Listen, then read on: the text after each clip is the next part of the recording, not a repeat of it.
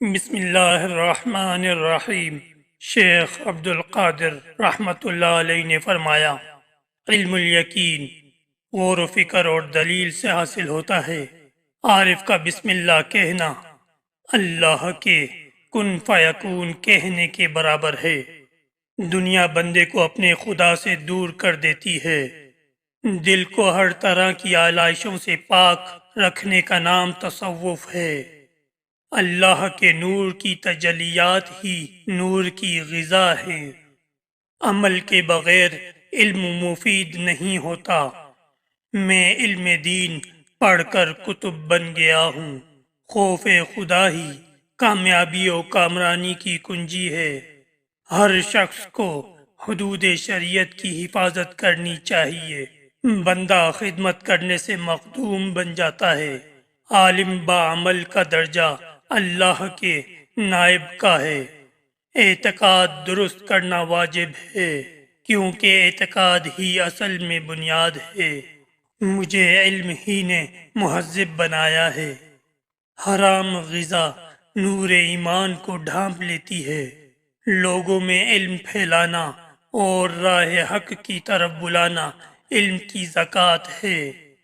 ایمان ڈھال کی طرح بلاؤں اور آفات سے بچاتا ہے۔ ظلم دل کی تاریکی کی گہرائیوں میں ڈال دیتا ہے۔ علم زندگی اور جہالت موت ہے۔ جو تمہارے ساتھ محبت رکھے اس سے محبت رکھو، جو تم پر نظر رکھے تم اس پر نظر رکھو۔ کھانا کھلانا اور حسن اخلاق افضل اعمال ہیں۔ اللہ ہی تمام امور کا ذمہ دار ہے۔ دنیا جتنی تیرے نصیب میں ہے وہ تجھے مل کر ہی رہے گی۔ جن اور انسان ارادہ و خواہش نفس سے معصوم نہیں۔ صرف بت پرستی ہی شرک نہیں، نفس کی پیروی کرنا بھی شرک ہے۔ ناشکرے کو دنیا و آخرت میں ذلیل کرتی ہے۔ اللہ ہی کے دربار میں ایمان کے بعد کفر سے پناہ مانگنا۔ سنی ہوئی خبر دیکھی ہوئی کی طرح نہیں ہوتی۔ دیکھی ہوئی بات میں شک و شبہ نہیں ہوتا۔ تعلیم سے اگر اللہ کسی ایک شخص کو ہدایت فرما دے تو وہ اس سے بہتر ہے کہ جس پر اللہ آفتاب طلوع کرے۔ اگر دعا کرنے سے نفع نہ ہو تو نقصان بھی نہیں پائے گا۔ اپنے نفس کی خواہشات کی مخالفت میں اللہ کی مدد طلب کر۔ قرآن و حدیث سے باہر جانے میں ہلاکت ہے۔ مومن اپنے دل پر چیزیں دیکھتا ہے۔